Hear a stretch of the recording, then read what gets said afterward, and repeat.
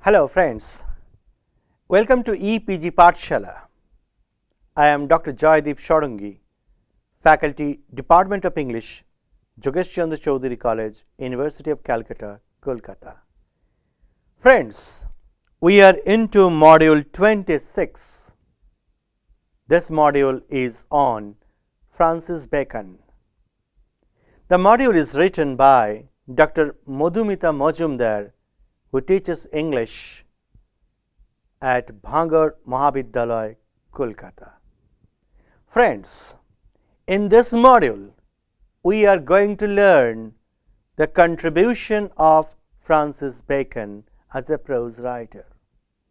We are going to place him in the context of Elizabethan writings, and we are going to evaluate his prose pieces in the context of the Renaissance.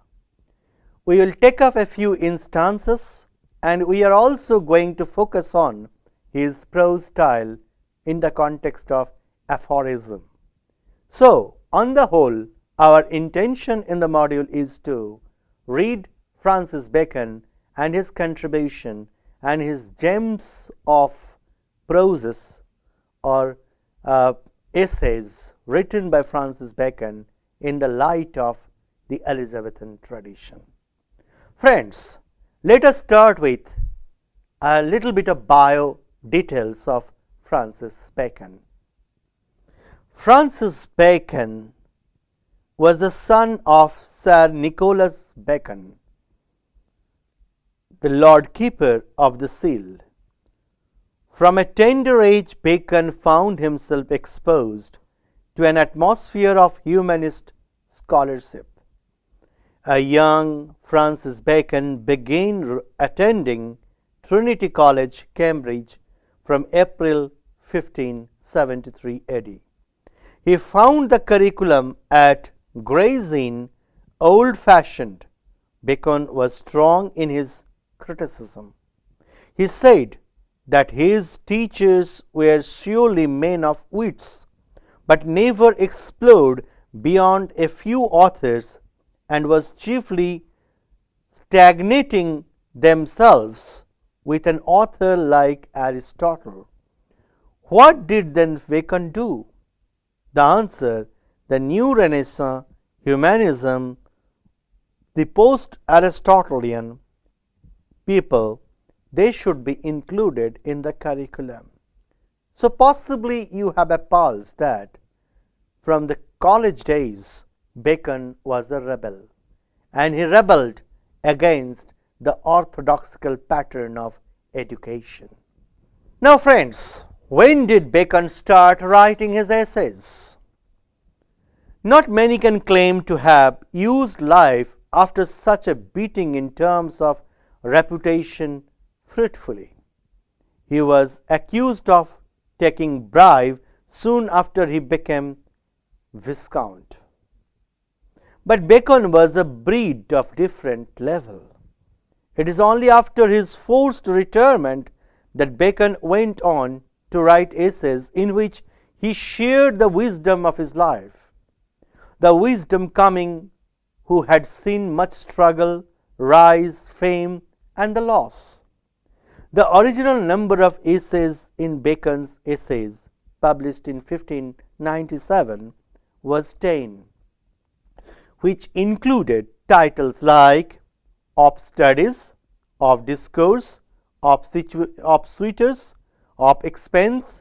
By the year 1612, there were 38 essays. They were pearls of wisdom, though it is known that Bacon's development as a man had left him sadder. Much a man expected should have been didactic, even dogmatic in tone, isn't it? Bacon being Bacon, he was none being pragmatic and very friendly in approaches, and his essays are observations. Friends, let's now talk about Francis Bacon in the context of one of his gems of his essays entitled Of Studies. Let me quote: Studies serve for delight, for ornament, and for ability. Their chief use for delight is in privateness and retiring. For ornament it is in discourse, and for ability it is in the judgment and disposition of business. For expert men can execute and perhaps judge of particulars, one by one, but the general counsels and the plots and marshalling of affairs come best from those that are learned. To spend too much time in studies is sloth. To use them too much for ornament is affectation. To make judgment wholly by their rules is the humor of a scholar. So, in this extract, you can easily find out the aphoristic remarks, the epigrammatic commands, the statements which are observations of life and life's daily acts. He makes sure that learning makes a complete man, a man who is capable of doing things. So he makes serious demarcations between man of action or man of judgment and man who only thinks. So, according to Bacon, execution is the best part of learning. Of Studies as an essay reminds us certain things. On Studies by Samuel Johnson, The Education of Women by Daniel Defoe later on. Bacon had concluded his essay by saying, so many defects of the mind may have a special receipt. Study not only whets the wit, but necessarily for growth. Different in texture, but Johnson's and Defoe's essay only arguments the arguments started by Bacon long ago. That means Bacon's Of Studies is primarily as an inspiring essay which inspires later on Daniel Defoe and Samuel Johnson to come out with critical commentary on it. Of Studies is a discourse which actually hits you in the grey matter of the brain, where he makes differences that you should not read all the books at a time. Some books are to be tested, some to be swallowed, and some to be digested.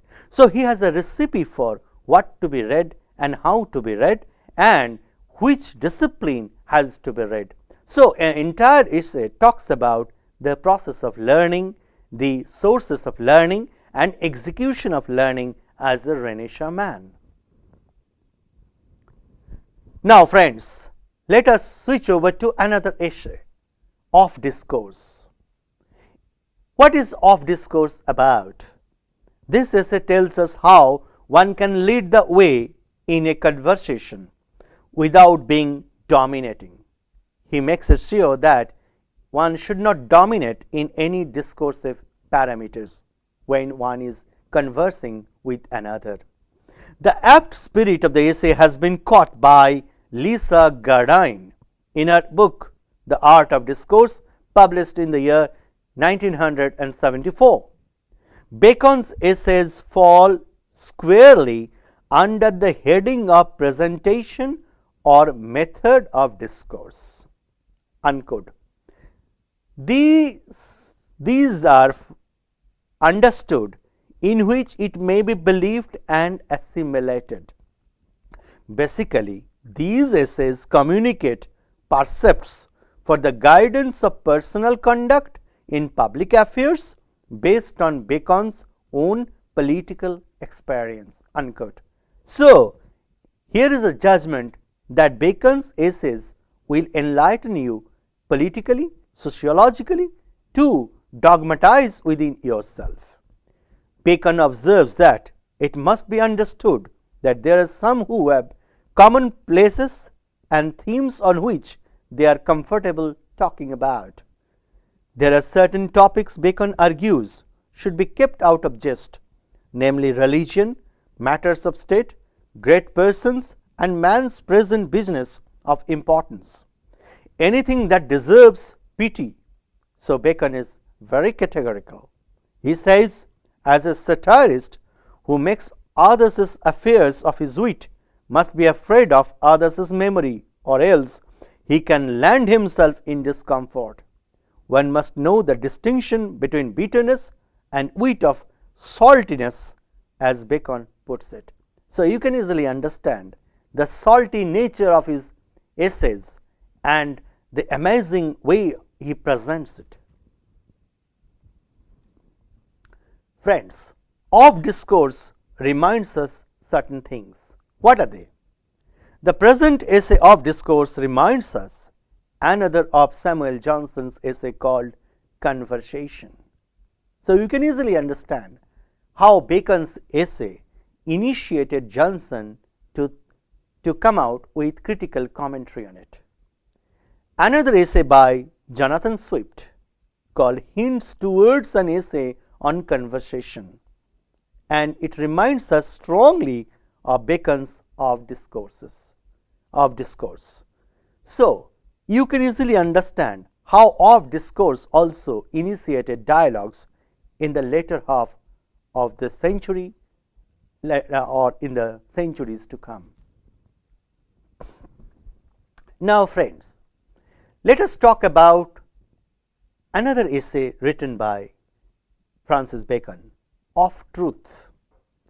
This essay begins by making a genial observation. It mocks those who refuse to admit that there is objective truth that needs to be acknowledged by all. Bacon almost laughs as he says that people oft have a natural love of lying, even when lying yields no notable advantage. Truth resembles light, but Bacon opines that many people prefer to flirt with darkness because they take some pleasure in lies and take to lying almost without need. Bacon, who might have had faced a debacle with allegations labelled against him at the ripe age of 60, however, asserts that the truth is greatest good that a man can possess. Where does truth come from and why it is so important? Bacon has the answer. He asserts that truth comes from God, and consequently it brings us close to God, and naturally truth provides us with greatest pleasure. Friends, let us then contextualize Bacon with another essay entitled Of Discourse. And we will, in this particular, for some time, we'll talk about the structure of discourse. And remember, Bacon is famous for style, presentation, and structural development in prose. The essay is framed by references specially relevant to Christians. Bacon leads to the conclusion that truth is good or God. Does it not remind us the Indian thought, Satyam Shivam Sundaram, truth is good or truth is God? Bacon does cite various classical authorities and discusses various classical opinions to argument his belief. Not all classical philosophers believed in the coexistence of truth, but there would be some who, like the Christians, agreed that truth should be highly valued. Bacon is wit personified. He says lying is found oft attractive and truth pain boring. So people would tell lie even when there is no benefit from it. Bacon takes the essay back to the debate intimidated or initiated by Plato. Poets told lies. Bacon, like most of his contemporaries, suggested that the lies told the poets were not harmful in nature. Almost Aristotelian in argument, he says poetic untruth is shadow lie. Poetic untruth is shadow lie. Finally, he ends the essay by aligning himself to the Christian doctrine of truth. So, in this particular part, you can understand how truth has become the part and parcel or a structural pattern of the essay called of discourse. Friends, we are becoming more philosophical in identities. Of truth is the indicative of the greatness of Bacon's mind and his art, that he is a philosopher and gifted with practical wisdom and reasoning. Bacon talks of subjective truth that is functional in social life. After reading the essay, we are likely to conclude that Bacon is almost a moralist. What are the other aspects of Bacon that we will notice revealed through the essay? He is keen observer of human mind and behavior and says, like the time of Pilate, there should be people who do not care about truth. Bacon reasons as to why people do tell lies. First, truth is acquired through hard work, and man is not euphemistic and all enthusiastic about hard work. Secondly, truth curtails man's freedom. Thirdly, Bacon says, as I quote, a natural through corrupt love and lie itself. Further, he says, a mixture of lie doth ever add pleasure. In the bright light of truth, man fears exposure. Bacon states that it deprived of false pride and vanities, the human mind would be deflated and would look poor and sad. He uses the idea of truth to create an utopia, suggesting that truth can make the earth a paradise. Certainly, it is heaven upon earth to have man's mind move in charity, rest in providence, and turn upon the poles of truth. Look at the implication of the phrase poles of truth. So he unquote, he says that poles of truth that guides man to paradise. Now, friends, the most important thing in Bacon, that is aphorism.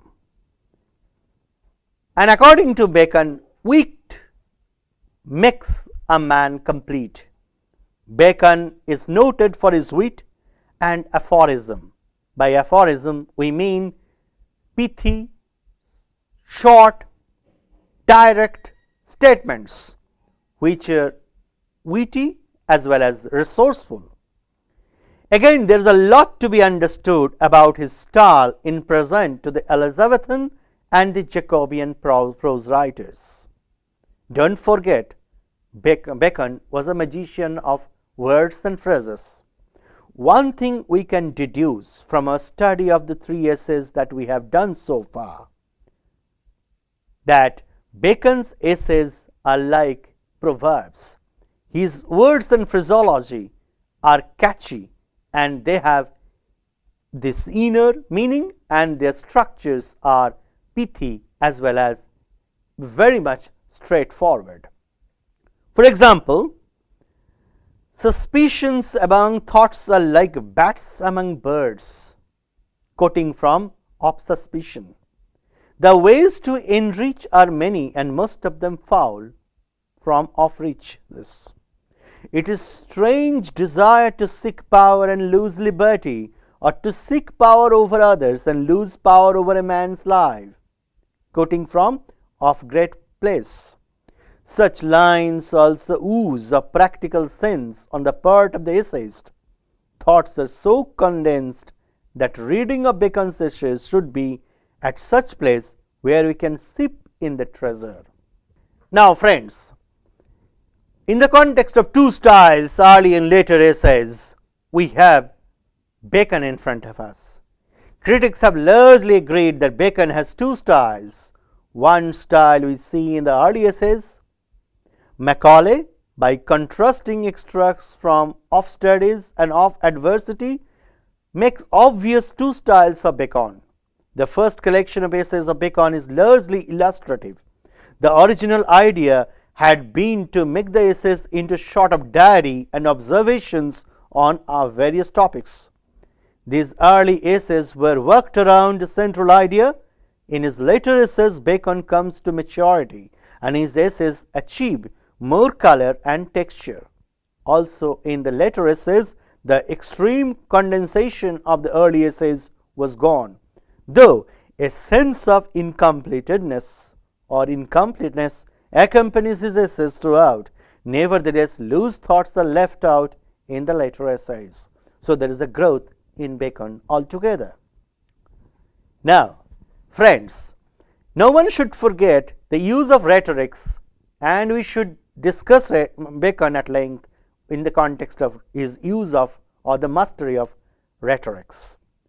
Bacon is a fabulous rhetorician who uses it to persuade and dazzle in this, and he has a few competitors in the history of English language. Bacon's style is a plethora of figures of speech, a muster of simile and metaphor.